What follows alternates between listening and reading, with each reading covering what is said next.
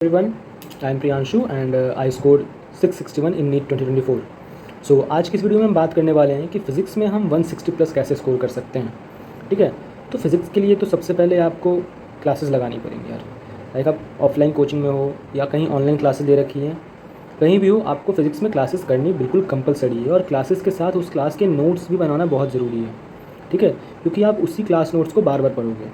तो पहली चीज़ तो हो गई क्लास नोट्स बहुत ज़रूरी है, आपको क्लासेस अटेंड करनी है, उसके नोट्स बनाने हैं। ठीक है, सिर्फ क्लास नोट्स कितनी बार भी पढ़ लो, जब तक आप क्वेश्चंस नहीं बनाओगे फिजिक्स आपसे हिलेगा भी नहीं। ठीक है, तो जब आपने क्लास नोट्स कर लिए, उसको अच्छे से पढ़ लिया, तो क्वेश्चंस बनाओ। अब क्वेश्चंस कहाँ से बनाएंगे?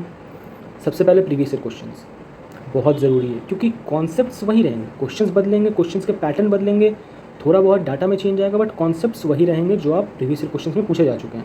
मोस्टली उसी के आसपास में क्वेश्चंस पूछे जाते हैं। तो प्रीवियस ईयर क्वेश्चन सबसे ज़रूरी है। आपका चैप्टर कंप्लीट हुआ या कोई टॉपिक कंप्लीट हुआ, आप उस टॉपिक के प्रीवियस ईयर में जितने भी क्वेश्चंस आए हुए हैं वो कर लो। ठीक है, तो प्रीवियस ईयर क्वेश्चंस बहुत ज़रूरी है हर चैप्टर के। और प्रीवियस ईयर क्वेश्चंस के अलावा अगर हमें और क्वेश्चंस करने हैं, तो उसके लिए आप जहाँ भी कोचिंग जा रहे होगे या कहीं ऑनलाइन क्लासेज हो गए, तो आपको वहाँ के मॉड्यूल्स मिलेंगे या फिर DPPs मिलेंगी, तो वहाँ से आपको सफिशिएंट नंबर ऑफ़ क्वेश्चंस मिल जाएंगे। ठीक है, तो आप PYQs कर लो, जो मॉड्यूल्स हैं वो सॉल्व कर लो, या फिर जो DPPs हैं वो सॉल्व कर लो।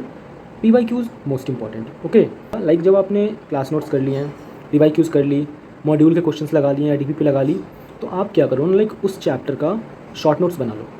अब शॉर्ट नोट्स मैं अब बनाने क्यों बोल रहा हूँ, क्योंकि आपने पूरी क्लासेस करी, उसकी नोट्स बनाए, प्रीवियस ईयर क्वेश्चंस करें, फिर आपने मॉड्यूल या DPP के क्वेश्चंस भी कर लिए, तो अब आपको पता है कि इस चैप्टर से कहाँ से क्वेश्चंस ज़्यादा पूछे जा रहे हैं, किस टाइप के पूछे जा रहे हैं, किस कॉन्सेप्ट पे पूछे जा रहे हैं, और वो सब अभी फ्रेश है, आप तुरंत अभी कुछ दिन पहले आपने किया है।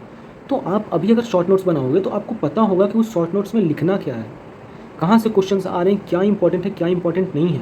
और ये जो शॉर्ट नोट्स आप अभी बनाओगे ना, ये लास्ट के जब 2 महीने बचे होंगे एग्ज़ाम में, बहुत हेल्प करेगा आपको, क्योंकि आपने पहले ही सब कुछ फिगर आउट कर लिया कि इंपॉर्टेंट क्या है और आपको क्या पढ़ना है। तो आप एंड में अपना टाइम वेस्ट नहीं करोगे ये सोचने में कि मुझे पढ़ना क्या है, आप सीधा अपना शॉर्ट नोट्स उठाओगे और वो पढ़ना स्टार्ट कर दोगे। तो शॉर्ट नोट्स बनाने का सबसे परफेक्ट टाइम मेरे हिसाब से यही होता है, जब आपका चैप्टर कंप्लीट हो जाए, आपने प्रीवियस ईयर क्वेश्चंस कर लिए, आपने एक्स्ट्रा क्वेश्चंस भी लगा लिए, तो अब आपको सारी इन्फॉर्मेशन है उस चैप्टर के बारे में, उस टॉपिक के बारे में। तो शॉर्ट नोट्स बना लेना अच्छे से। Short notes in the sense formula sheet type, जिसमें आप कुछ इंपॉर्टेंट पॉइंट्स, जो इंपॉर्टेंट कॉन्सेप्ट्स हैं, जो क्वेश्चन में यूज हो रहे हैं, वो भी लिख सकते हो आप। तो अगर आप शॉर्ट नोट्स पे चाहते हो कि मैं एक डेडिकेटेड वीडियो बना दूँ, तो आप कमेंट्स में मुझे बता देना। ठीक है, तो फिजिक्स में बहुत लोग होते हैं ना जो NCERT को इग्नोर करते हैं, और लाइक बहुत लोग बोलते भी हैं कि फिजिक्स में NCERT इंपॉर्टेंट नहीं है। ठीक है, कुछ हद तक मैं भी ये मानता हूँ कि फिजिक्स में NCERT उतना इंपॉर्टेंट नहीं है, या फिर कह सकते हैं नहीं था, क्योंकि आपने इस साल का क्वेश्चन देखा होगा, कुछ थ्योरेटिकल क्वेश्चंस भी आ रहे हैं। पिछले 2-3 साल से फिजिक्स में भी थ्योरी बेस्ड क्वेश्चंस आ रहे हैं।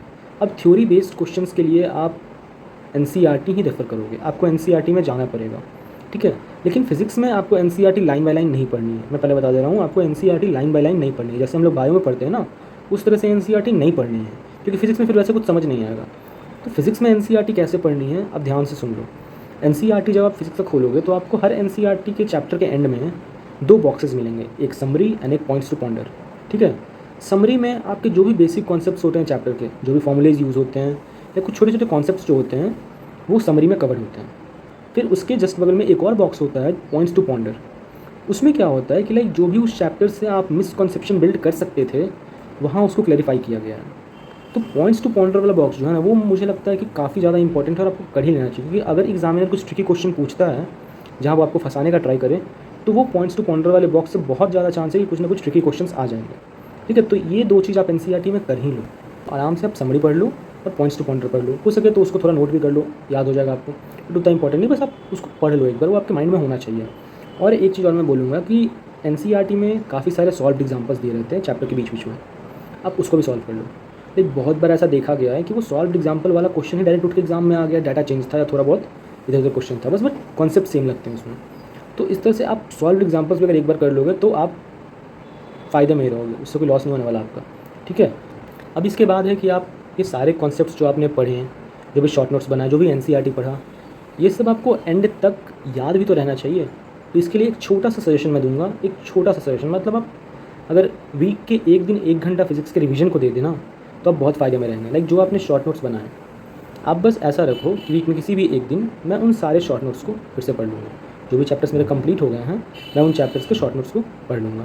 तो यहाँ से क्या होगा ना कि वो चीज़ें आपके दिमाग से जाएंगी नहीं, वो वहीं पे स्टिक रहेंगे। आप हर वीक उसको रिवाइज़ करते रहोगे तो एंड द एंड जब 2-3 महीने बचेगा और आपको कम टाइम में बहुत सारी चीज़ें पढ़नी होंगी, तो आपका फिज़िक्स पहले से ही कंप्लीट होगा। आपको फिज़िक्स में टाइम देना ही नहीं पड़ेगा, क्योंकि सारे कॉन्सेप्ट्स आपको याद हैं, आपके दिमाग में बैठे हुए हैं, आप हर वीक उसको पढ़ रहे थे। ठीक है, तो इस तरह से रिवीजन करना भी बहुत ज़रूरी है। लाइक मैं तो कहता हूँ ना कि NEET exam is all about your revision. अगर आपने अच्छे से रिवाइज़ नहीं किया चीज़ों को तो आप उस लेवल पर पहुँच ही नहीं पाओगे। ठीक है, तो रिवीजन भी बहुत ज़रूरी है। तो आज के लिए बस इतना ही, और बाकी जो आपका जो लास्ट के 2-3 मंथ्स में हमें क्या करना होगा सब्जेक्ट वाइज और मॉक टेस्ट कैसे अटेम्प्ट करने हैं, तो ये सब वीडियोज़ भी मैं आगे बनाता रहूँगा। आप प्लीज़ चैनल को सब्सक्राइब कर लेना, अगर अच्छा लगा तो वीडियो को लाइक कर देना और अपने दोस्तों के साथ भी शेयर कर लेना। और आपको जो भी डाउट हो, जो भी प्रॉब्लम हो रहा हो, या आप चाहते हो कि मैं किसी और टॉपिक पर वीडियो बनाऊँ, तो आप प्लीज़ नीचे कमेंट्स में लिख देना, मैं उस पर वीडियो बना दूँगा कुछ दिनों। और तब तक के लिए टाटा, बाय बाय।